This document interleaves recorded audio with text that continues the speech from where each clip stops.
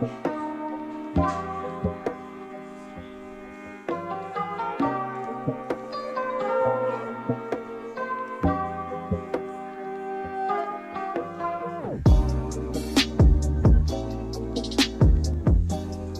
aí pessoal, beleza?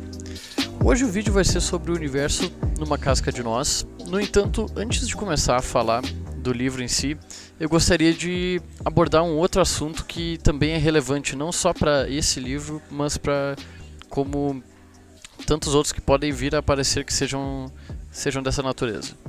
A questão que eu queria rapidamente abordar é a intimidação e preconceito de algumas figuras e ilustrações quando a gente pega um livro e a gente não leu ele ainda. Por exemplo, eu tive que trazer o Gödel Escherbar junto porque ele tem figuras assim que podem causar um certo estranhamento assim quando tu olha e tu não consegue entender direito a conexão que elas têm com o restante do livro, e isso causa algumas implicações que eu queria comentar agora. Essas implicações elas podem ser negativas ou elas podem ser positivas. Aqui, por exemplo, eu considero essa imagem, para alguém que não leu ainda o livro, uma imagem que causa um certo estranhamento, tipo, uau, uma galáxia com um E aqui, isso aqui ele deve estar se referindo a alguma visão, alguma coisa, e eu diria que é positiva porque isso estimula a tua criatividade e a tua vontade de entender o contexto que essa imagem está inserida. Mas existem outros tipos de implicações, não necessariamente esse aqui é um mapa de recursão bem tranquilo e bem legal, mas de repente para quem olha de fora assim acha um pouco estranho e complexo e pode querer se afastar um pouco do livro assim, né, tipo, o que é isso, cara? Não, eu não devo ter a inteligência necessária para entender o conteúdo disso aqui. E daí a pessoa se julga inferior ao conteúdo do livro e sai. Então essa seria uma implicação negativa que eu poderia imaginar para as figuras. Mas na verdade mesmo, não existem conotações positivas nem negativas das imagens dos livros. Na verdade, só positivas, porque as imagens estão ali para elucidar algum conceito que a gente ainda não conhece. Então, de repente, a gente pode ver eles com certa estranheza, e a imagem também, por exemplo, essa daqui, e a gente não conhece o contexto que ela tem inserida. Então, no momento que a gente conhecer, essa imagem vai parecer muito mais normal para nós. E a mesma coisa acontece com algumas palavras que a gente conhece, por exemplo, que a gente não conhece no dia a dia, mas que usado em outros contextos acabam sendo benéficas. Por exemplo, tirando aqui do livro um quark, vendo tipograficamente essa palavra ela não diz muita coisa, é um pouco turvo o sentido dela, mas daí tu lê o livro e tu percebe que ela é uma das partículas menores ali de composição da matéria. Área subdural também, sei lá, qualquer palavra. A área que está entre o cérebro e o revestimento externo dele, tipo, se tu não está no contexto mais biológico, tu não vai associar isso. Mas enfim, é só um comentário rápido sobre essas coisas antes de começar a falar do livro em si. Eu poderia viver recluso numa casca de nós e me considerar rei do espaço infinito. Hamlet. O universo numa casca de nós, de Stephen Hawking. A gente pode se perguntar o que acontece depois que a gente morre e elaborar um monte de teorias sobre isso, e nenhuma delas vai se comprovar certa nem errada. É meramente especulativo. No entanto, existe um âmbito e um sistema base da existência que é a física, e a partir dela a gente consegue compreender o nosso universo, tudo que está ao nosso redor e a interação entre essas coisas. As leis da física foram e continuam sendo desbravadas pelos humanos através de esforços econômicos e intelectuais que a gente bota em testes e outras pesquisas para que cada vez mais a gente consiga compreender o que está acontecendo e como que essas coisas estão acontecendo. No entanto, a física teórica aborda o cerne do que compõe a nossa realidade existência e universo, e acaba sendo de difícil entendimento para o público leigo, uma vez que essas discussões sobre a área acabam envolvendo cálculos e nomes muito difíceis ou jargões complexos. Então, geralmente, isso é bem complicado de se discutir com qualquer um na rua.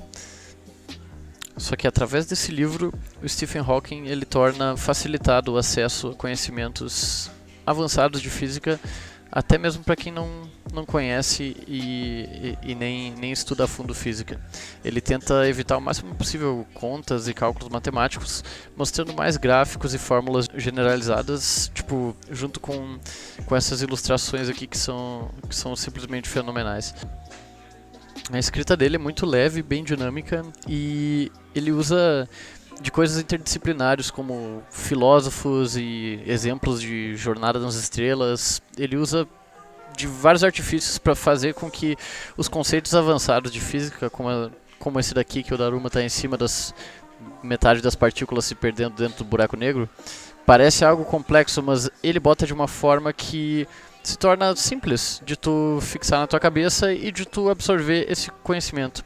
O livro todo, ao invés de parecer um manual didático chato de física, ele parece realmente uma história do nosso universo e de como que ele é feito e como que ele funciona. É bem fluido e a leitura não é nada pesada.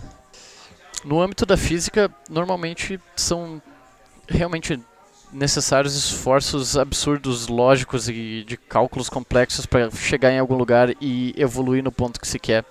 Mas existe também um lado da física que ele é conceitual e bem abstrato, em que pode-se ficar conjecturando e fazer afirmações que depois acabam sendo provadas pelas fórmulas, pelas contas e tudo mais.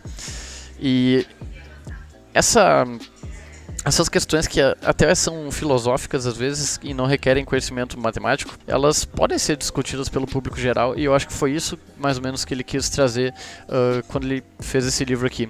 Ele tem um outro livro que é Uma Breve História do Tempo, que se não me engano ele estava bem mais complexo, assim, cada capítulo dependia do capítulo anterior e no fim ficava uma massa de informação. Eu ainda não li, então também não posso dar uma opinião tão bem formada. Mas sobre esse livro, nos 2 primeiros capítulos aqui, ele explica tempo, relatividade, enfim, ele te dá uma base para que tu consiga ler confortavelmente os outros capítulos que são sobre outras coisas mais avançadas. A relatividade restrita e geral que ele explica no início são as bases do livro em si. Então, tu lendo os 2 primeiros capítulos, tu pode ler os outros na ordem que tu bem entender, e tu ainda assim vai conseguir pegar os conceitos direitinho.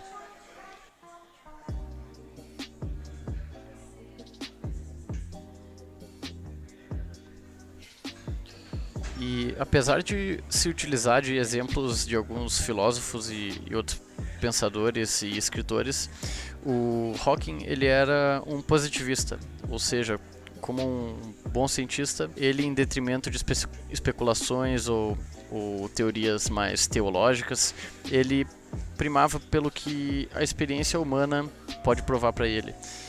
O que observando-se e testando-se a gente consegue tirar de concreto e científico disso. E, no entanto, não pensem que isso é limitado. A ciência e a física, elas são tão complexas e lindas que parece ficção científica. Então dá uma chance aí pro Hawking que vocês não vão se arrepender não. A narrativa toda, se é que dá pra dizer assim, ela é toda positivista e bem humorada. Ele faz bastante piadinha até com o próprio estado que ele tava de cadeira de rodas, elétrica e tudo mais. E buraco negro, evolução, espaço-tempo, teoria de corda, passado, futuro e outros temas que são assim simplesmente fantásticos são abordados e apresentados de uma maneira levíssima. Então esse livro para qualquer um que queira entender o que está acontecendo para existir e para luz chegar em ti ou qualquer outra coisa, leiam esse livro. O Universo numa Casca de Nós. Até mais.